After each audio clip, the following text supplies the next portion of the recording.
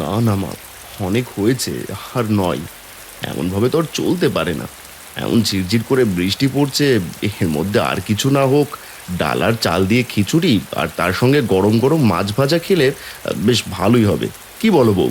তুমি তো বলেই খালাস, তা মাছ কোথায় পাবো বলো তো?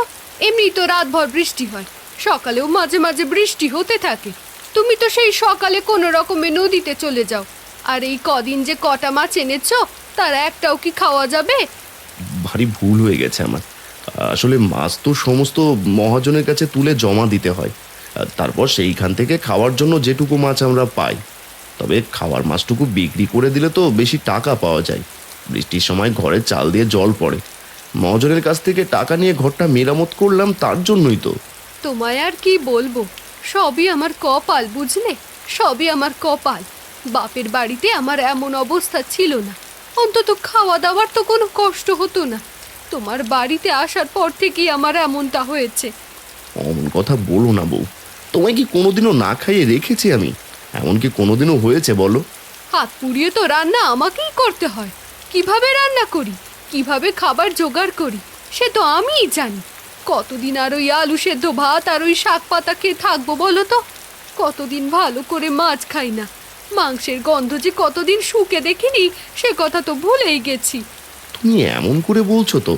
ঠিক আছে, দেখো, আমি তোমার জন্য মাংসের ঠিক ব্যবস্থা করব।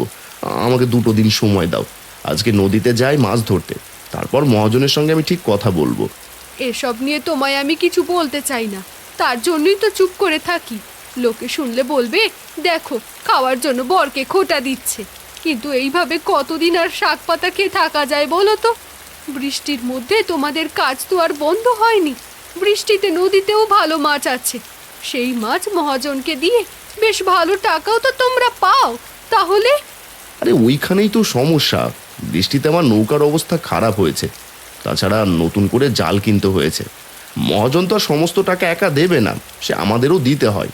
তাছাড়া মহাজনের কাছে আমার আগের অনেক টাকা ধার ছিল, সেসব টাকা কাটিয়ে রাখতে রাখতে যেটুকু টাকা প্রতিদিন পাওয়া যায় তাতে চলে না বলেই তো খাওয়ার মাছের ভাগটুকু দিয়ে দিতে হয়।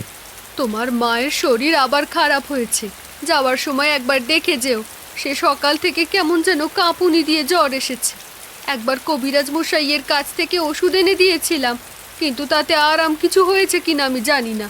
আমার সঙ্গে তো উনি ভালো করে কথাও বলেন না। ওই ডাল শাক পাতা যা আছে তাই দাও, তাড়াতাড়ি খেয়ে দে, আমি যাই। আর তার আগে মাকে একবার দেখে আসি।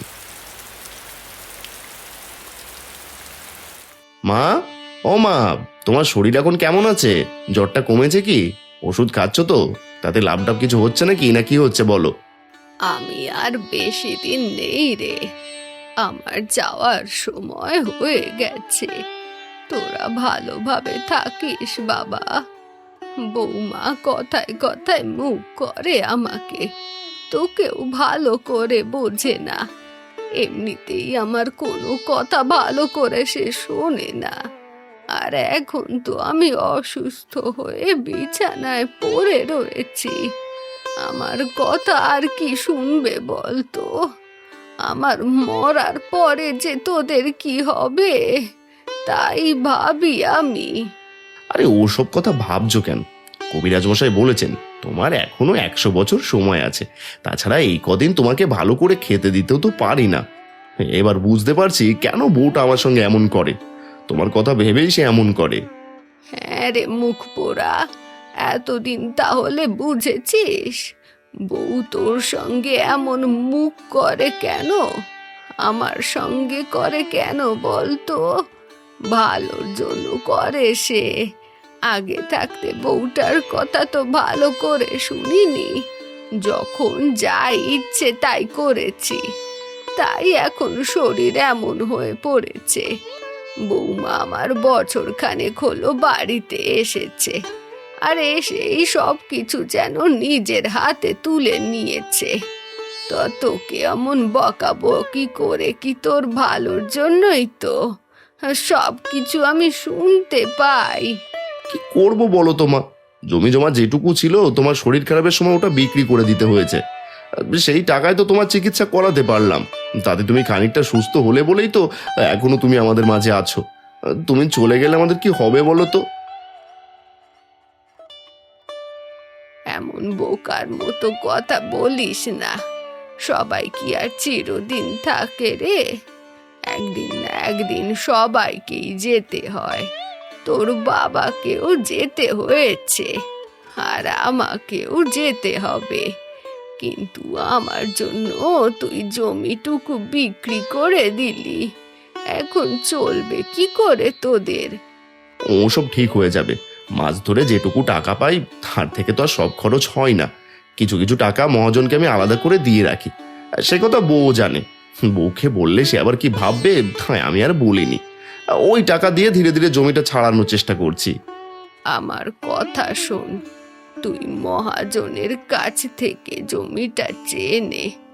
বল, তাতে চাষ করে ফসল করলে সেখান থেকে ফসল তুলে তুই টাকা দিয়ে দিবি। তাহলেই তো হলো। মহাজন খুব একটা খারাপ মানুষ নয়, সে তোর কথা ঠিক বুঝতে পারবে। তাড়াতাড়ি চলে এসো তুমি, আমি মায়ের কাছে গিয়ে বসছি না হয়। এখনই খেয়ে নাও গরম গরম আলু সেদ্ধ ভাত, শাক পাতা।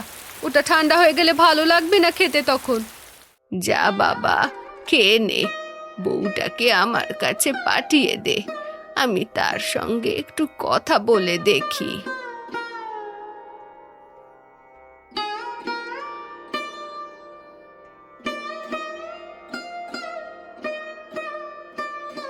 বৌমা, আমি একটা কথা বলি, তুমি রতনকে ভালো করে বোঝাও।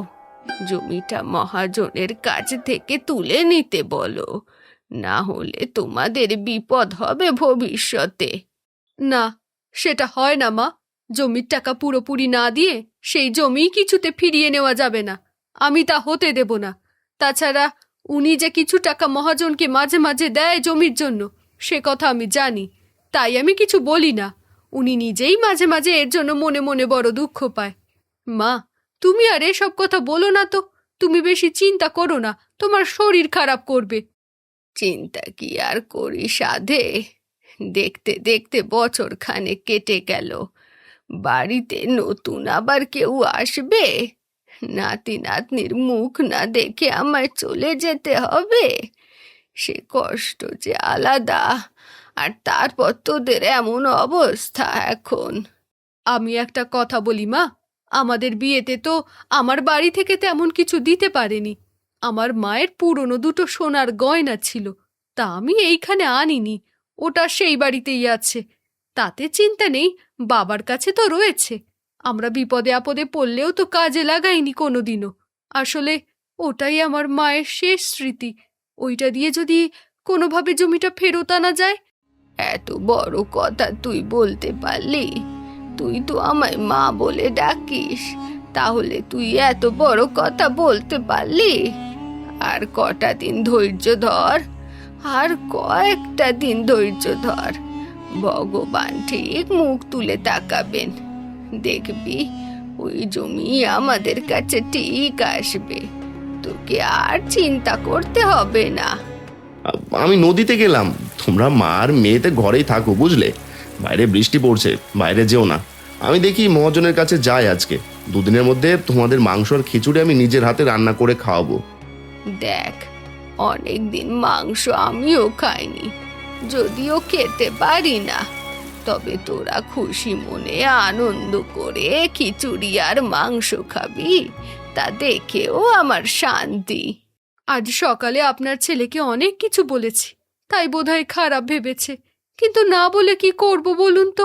আপনার শরীরটা এখন খারাপ, ভালো কিছু না খেলে কি হয়? দেখি, যদি সত্যি সত্যি দুদিনের মধ্যে মাংস জোগাড় করতে পারে, তাহলে খিচুড়ি আর মাংস এই বৃষ্টির দিনে কিন্তু ভালো জমবে।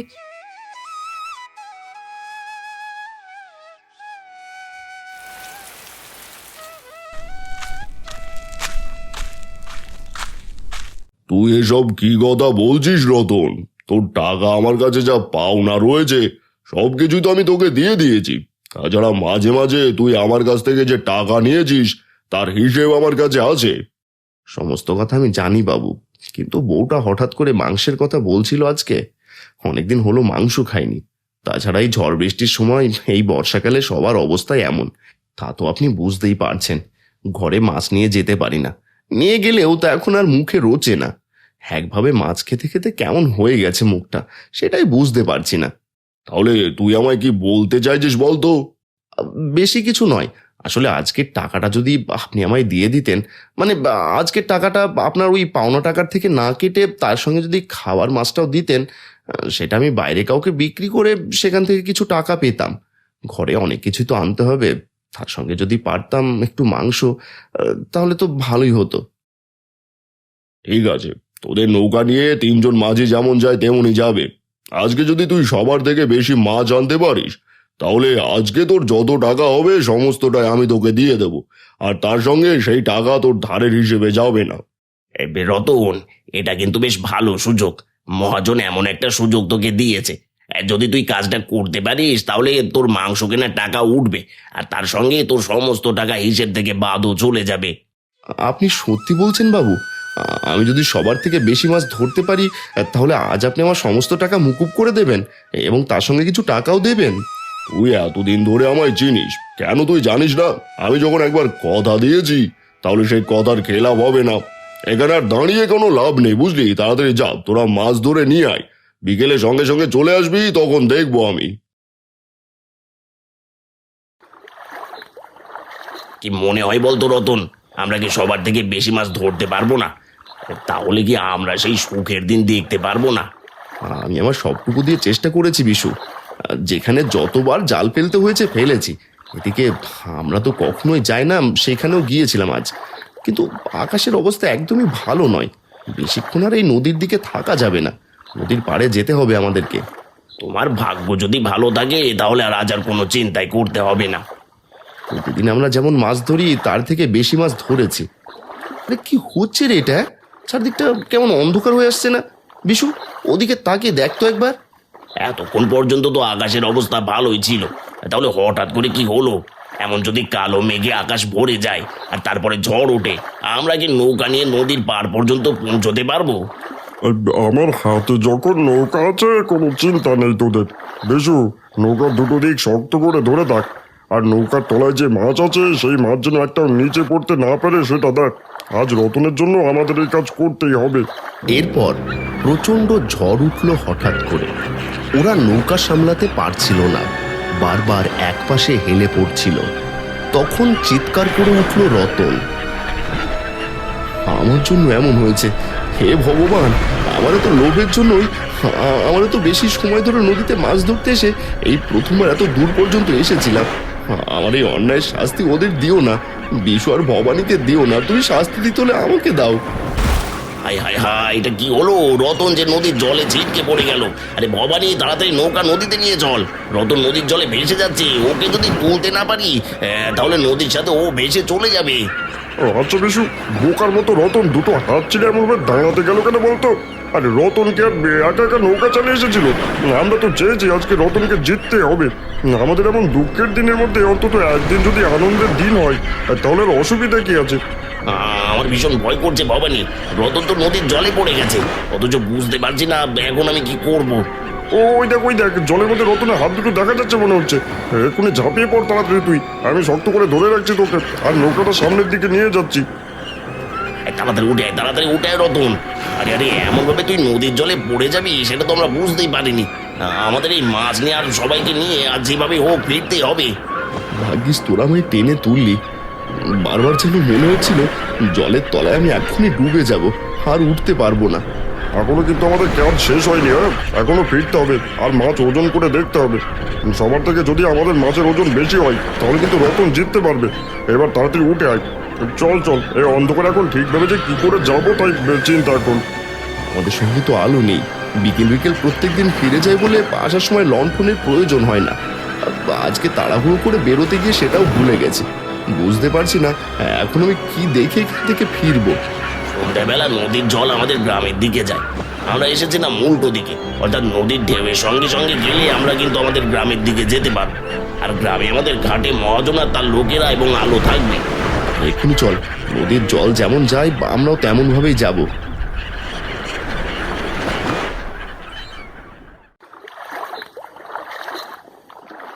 আমি তো ভাবছিলাম তোরা আজকে আর আসবি না। এ বাবা, কি অবস্থা হয়েছে তোদের? তিনজনে তো প্রায় জলে ভিজে গেছিস। আরে নৌকা নিয়ে কোথায় গিয়েছিলিস বলতো তোরা? আমি তো ভয় পেয়ে গেছিলাম। বাবু, মাছের নেশায় আজ আমরা প্রায় মরতে বসেছিলাম। ওরা না থাকলে যে আমার কি হতো। ওরা যেভাবে আমায় বাঁচিয়ে নিয়ে এসেছে। এই ভবানী 10 বছর বয়স থেকে নৌকা চালায়। এই ভবানীর হাতে কোনোদিন আজ পর্যন্ত নৌকা টাল হয়নি। আজও হয়নি, একটু এদিক ওদিক হয়ে গেছিল বলে হয়তো রতন জলে পড়ে গেছিল। আরে ওসব ছাড়ো, নৌকার টাল হওয়ার সময় নৌকা থেকে অনেক মাছ পড়ে গেছে, আমরা সামলাতে পারিনি। ঝুড়িটাকে কোনো মতে ঢেকে রেখেছিলাম, কিন্তু তবুও বুঝতে পারিনি এখন যে রতনের মাছ সবার থেকে বেশি হবে কিনা।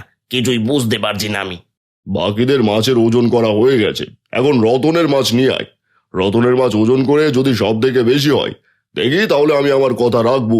সবাই মিলে ধরাধরি করে নৌকা থেকে মাছ যখন তুলে আনলো দুটো বড় ঝুড়িতে, তখন অবাক হয়ে বিশু বলল, অনেক মাছ ধরা হয়েছে আজকে আমাদের, কিন্তু আজ পর্যন্ত দুটো ঝুড়ি ভরে এমন মাছ আমি কাউকে ধরতে দেখিনি। আজ রতন বোধহয় জিতেই যাবে। আমিও চাই রতন, সেটা আমিও চাই। আর তোর মধ্যে আমি তোর বাড়ির জন্য আর তোর এই মাংস কেনার জন্য যে জেদ দেখতে পেয়েছি, সেই জেদ যদি জিতে যায় তাহলে আমিও বলতে পারবো রতন নামে এক জেলে আমার কাছে কাজ করত। ওরে তোরা সবাই দাঁড়িয়ে আছিস কেন? রতনকে দেখ, হ্যাঁ রতনকে দেখ। আজ পর্যন্ত একদিনে এত মাছ আমার কাছে কেউ আনেনি, রতন এনেছে আমার কাছে। ভগবান মুখ তুলে তাকিয়েছে রতন, এবার তোর ইচ্ছে পূরণ হবে। মহাজন আমাদের ভগবানের মতোই। মহাজনের মুখের কথা একটু তেতো হতে পারে, কিন্তু সে তো আমাদের মা বাপের মতো। উনি না থাকলে যে আমরা ভেসে যেতাম। রতনের চোখে জল এসেছে। সে হাউমাউ করে মহাজনের পায়ের কাছে এসে পড়ল আর কাঁদতে কাঁদতে বলল, বাবু, বাবু আমার কথা রাখুন। ওই যে টাকার কথা আপনি বলেছিলেন, যে টাকা আপনি আমায় দেবেন তাই দিন। আপনাকে ওই ধারের টাকা থেকে বাদ দিতে হবে না, সেটাকে আমি শোধ করব। তার বেশি আমি হিসেব করতে চাই না। আমার যেমন টাকার দাম আছে তেমন আপনারও তো আছে। এই কে আছিস? তাড়াতাড়ি যাও, রতনের জন্য যে মুরগিটা আমি এনে রেখেছিলাম সেটা নিয়ে আয়। আমি জানতাম রতন নিজের কাজ ঠিক করতে পারবে। রতন, মাংস কিন্তু একা একা খেলে হবে না, এই মাংস আমাদের সবাইকে খাওয়াতে হবে। আজ তো রাত হয়ে গেল, আজকে বরং থাক, কাল সকালে আমরা সবাই তোর বাড়িতে যাব, তারপরে সব মাংস খাবো, বুঝলি? সবাই খাবে গো, সবাই খাবে। কাল আমার বউ মাংস রান্না করবে, আর তার সঙ্গে গরম গরম খিচুড়ি। আবার বৃষ্টি নামবে বলে মনে হচ্ছে, এখনই বাড়ি ফিরতে হবে আমাকে। আমি যা কথা দিয়েছি তাই হবে। এই টাকার হিসেব তোর বাকি টাকা থেকে আমি বাদ দিয়ে রাখবো, ওতে বেশি টাকায় আছে। আর আজ তোকে মাছ দিলাম না, বুঝলি? এই মাংসকে আগে ঢেকুর তোল, তারপরে মাছ নিয়ে যাবি। সবাই হাসতে লাগলো, আর তারপর নদীর ধার থেকে সবাই যে যার মতো চলে গেল। রতন এক হাতে মুরগি আর অন্য হাতে টাকার থলে নিয়ে বাড়ি ফিরল। আমি কি খুব ভুল করলাম মা? মাংসের জন্য ওনাকে জোর করাটা আমার ভুল হয়ে গেল। এত দেরি হয়ে গেল, এখনো বাড়ি ফিরছেন না উনি। বাইরে যে এত ঝড় বৃষ্টি হচ্ছে, মাঝে মাঝে আমারও যে ভীষণ ভয় করছে মা। চিন্তা করিস না মা, আমার রতনের উপর পুরো বিশ্বাস আছে। ও ঠিক বাড়ি ফিরে আসবে। ভগবান করুক ওর কোনো ক্ষতি না হোক। আমার মাংস চাই না, আর ভালো খাবারও চাই না। আমি তো আপনার জন্যই কথাটা তুলেছিলাম, কিন্তু ভালোই ভালোই উনি ফিরে এলেই হলো। ওই তো তার পায়ের শব্দ আসছে না? বউ, আরে ও বউ, গেলে কোথায়? তাড়াতাড়ি এসো। আরে দেখে যাও, দেখে যাও, আমি তোমার জন্য কি নিয়ে এসেছি, দেখে যাও। হুমা, এটা একটা জ্যান্ত মুরগি। তুমি একটা আস্ত মুরগি কোথায় পেলে? আর তোমার এত দেরি কেন হলো গো? গোটা শরীর ভেজা, তোমার পরনের জামা কাপড় ভিজলো কি করে? সে অনেক বড় গল্প। নদীতে পড়ে গিয়েছিলাম আমি, আর একটু হলে ঢেউয়ের ত্রাণে একেবারে তলিয়ে যেতাম। তুলে যেতে যেতে বারবার তোমার আর মায়ের কথাই মনে পড়তো। বালাই ষাট, এইসব কি কথা বলছিস তুই? ওরে, তোর যদি কোনো ক্ষতি হয়ে যায় তাহলে আমরা কি আর বেঁচে থাকতে পারবো বল? মরেই যাব। আমার না হয় শেষ দিন চলছে, কিন্তু বৌমার কি হবে বল তো? অমন কথা তুমি আর কোনোদিনও বলবে না। আমি আর তোমায় কোনোদিনও কিছু বলবো না। ডাল, আলু সিদ্ধ, শাক পাতা যা পাবো আমরা তাই খাবো। আমার মাংস চাই না। ও মাংস তুমি ফিরিয়ে দিয়ে এসো। এই দেখো, আরে এত কষ্ট করে তোমাদের জন্য মাংস নিয়ে এলাম, আর আজকে টাকাও নিয়ে এলাম। মহাজন বলেছে এমনভাবে কাজ করতে থাকলে মহাজনের টাকাও তাড়াতাড়ি শোধ হয়ে যাবে। আমি ঠিক করেছি মায়ের কথাও রাখবো, আর মহাজনকেও কিছু টাকা দিয়ে জমিটা ফিরিয়ে নেব। দিনের বেলা জমিতে চাষ করব, আর বিকেলের পরে মহাজনের কাছে মাঝে মাঝে ওই নৌকা বাইব। একদিকে মহাজনের টাকাও শোধ হয়ে যাবে, আর একদিকে আমাদের জমিটাও ফেরত হয়ে যাবে। এতদিনে একটা ভালো কথা বলেছিস তুই। হায় হায়, ঘরে আয় তুই, ভালো করে স্নান করে নে। নদীতে ভিজেছিস তো, ওই জল গায়ে লাগলে বিপদ হবে। আকাশের অবস্থা খুব একটা ভালো নয় রে, এক্ষুনি আবার বৃষ্টি নামবে। আজকে আর মুরগি কাটবো না, কাল সকালে কাটবো। মহাজনের কাছে কাল ছুটি নিয়েছি, কাল ভালো করেই মাংস রান্না করব। আর তার সঙ্গে তুমি রান্না করবে খিচুড়ি। তারপর সেই খিচুড়ি আর মাংস শুধু আমরা নয়, বিশু, ভবানী, মহাজন, এমনকি ওই আমাদের নৌকায় আরো যে দুজন আছে না, তারাও সবাই মিলে খাবে, বুঝলে? কাল সকালে নদীর ঘাটের কাছে আমাদের সবার ভোজ হবে। তুমি ঠিক যেমনটা বলবে তেমনটাই হবে। আমার অনেক বড় ভুল হয়ে গেছে, তোমায় সকালে অমনভাবে কথাগুলো বলা উচিত হয়নি। আমি ভুল করে ফেলেছি, ভগবান বোধহয় তার শাস্তি দিয়েছেন। আর তোমাদের আর কি কান্নাকাটি করতে হবে না, আমাদের দুঃখের দিন শেষ হয়ে যাবে। এখনই মুরগিটাকে ঘরে নিয়ে গিয়ে ভালো করে লুকিয়ে রাখো, আর আমি যাই হাত মুখ ধুয়ে আসি। কি রান্না হয়েছে আজকে? মহাজন বাড়িতে মাছ পাঠিয়েছিল, সেই মাছই রান্না হয়েছে, আর তার সঙ্গে ভাত আর ডাল। আয় আয়, আমরা সবাই মিলে খেতে বসে পড়ি একসাথে। অনেক রাত হয়েছে, তুই আসিসনি বলে আমি এখনো খাইনি রে বাবা। কবিরাজ মশাই বলেছেন মা আস্তে আস্তে সুস্থ হচ্ছেন, মা বেশি চিন্তা করলে শরীর আরো খারাপ হবে। তুমি যা ভালো বোঝো তাই করো, আমরা সবাই সুখে শান্তিতে থাকলেই তো হলো। মাছ মাংস কোনো কিছুই আমার চাই না। রতন এবার ঘরে ঢুকে পড়ল। ততক্ষণে বউ এগিয়ে গিয়ে রান্নাঘরে ভাত বাড়তে শুরু করেছে। থালাতে রয়েছে মাছের ঝোল, ডাল আর গরম গরম ভাত।